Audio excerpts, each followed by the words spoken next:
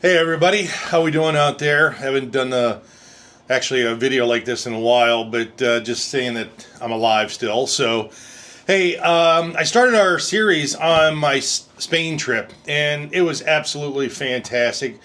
If you haven't watched any of it, please do. If you have an opportunity to go ride in Spain, I think it's absolutely fantastic. It is, I know it's my favorite word, right? But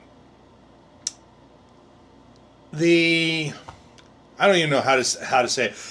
I was shocked in Spain because of I know it's a vast country, it's a big country, but I was taken aback by how beautiful the landscape was. And then on top of that, we rode a lot of off-road, as you will see. You probably saw a few episodes already, but the more we get into this, you're going to see more off-road. And it was some challenging stuff that we rode on. And granted, we were on 300s. I would have loved to have been on the 1250, even though you will see that our British mate that joined us, we called him King Richard, or Richard, Richard the Great and everything else. But he, the big bike, we had some struggles with it, as you guys will see. But I would love to have had my big bike. The 300 Honda was great.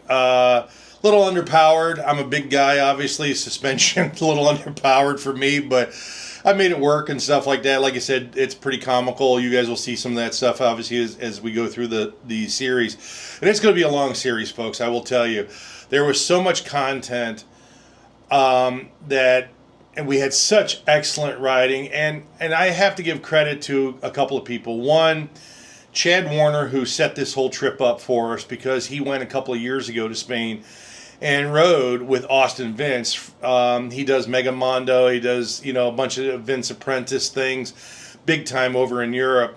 And Austin was a fantastic person that really knows obviously the area, the terrain. We had a great time. There's always a couple of things here and there that could have been a little bit better sorted out.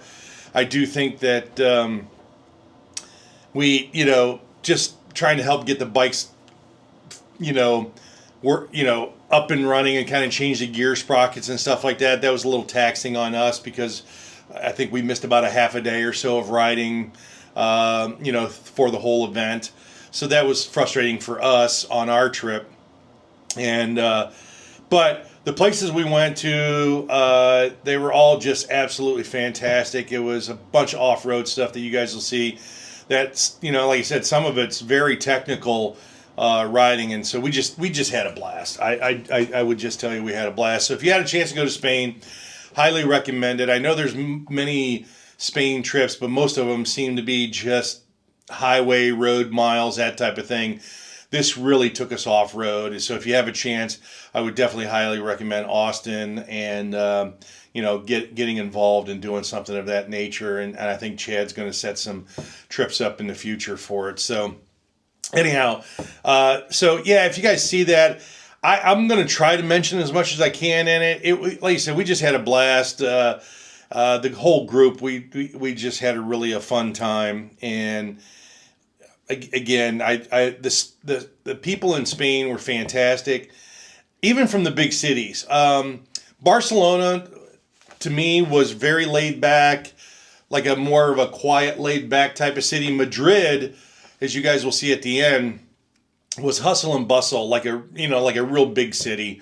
And I think, obviously Madrid is I believe their capital, and that's just like being in a Chicago, New York type of thing. There's a lot of people, a lot of hustle bustle. We didn't care for it as much as we liked Barcelona, just because maybe it was just because we also spent multiple days out and we didn't see anybody. A couple of days we didn't run into anybody on the trails. Nothing, like no cars, no bikes, no nothing. And so my thing there is that maybe it's just because we went to Madrid. It was a much busier city than Barcelona. And we were coming out of kind of being, in these smaller towns and stuff. And not that we didn't like it. It just was, it was a lot. But we had fun. So if we had to do it over again, we probably would have cut a day out in Barcelona, cut a day out in Madrid, and use those as more, riding days and stuff like that. So hopefully you'll enjoy it. Like I said, I shared a lot of pictures, but the crew we had was absolutely fantastic. Places we stayed at were beautiful. I probably didn't do anything justice on where we stayed at as much as I could have. I think we were just tired from riding all day, and by the time you get in and kind of take a shower and you go to dinner, and they eat late too over in Europe, folks. If you've never been over in Europe, I would tell you that especially Spain, you talk about taking the afternoons off. They do. It's a big deal, like from 1 to 3, 1 to 4 o'clock. It's like the town's shut down. Schools even let out, and then kids go back to school later on. So and things are just late. Like most dinners, in America, like we're used to eating 6, 7 o'clock in the evening. Most of the dinners over there they start at like 9 o'clock at night, and then they're over by 11 o'clock.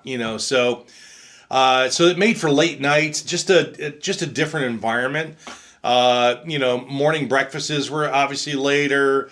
Lunches kind of, those were kind of hit and miss. A lot of obviously coffee cafe type of things, but there's just those kind of differences that went on. But the people were fantastic, and it was just really a great trip. So hopefully you'll enjoy this, and let me know your comments. I know so far a lot of folks haven't really dove into it. It's more of a docu-series type of thing on our trip, but I think there's a lot to be garnered out of it, and just to see all the beautiful sights and all the great riding that we did in Spain. So hopefully you're enjoying it, and I'll see you guys soon. Take care. Bye-bye.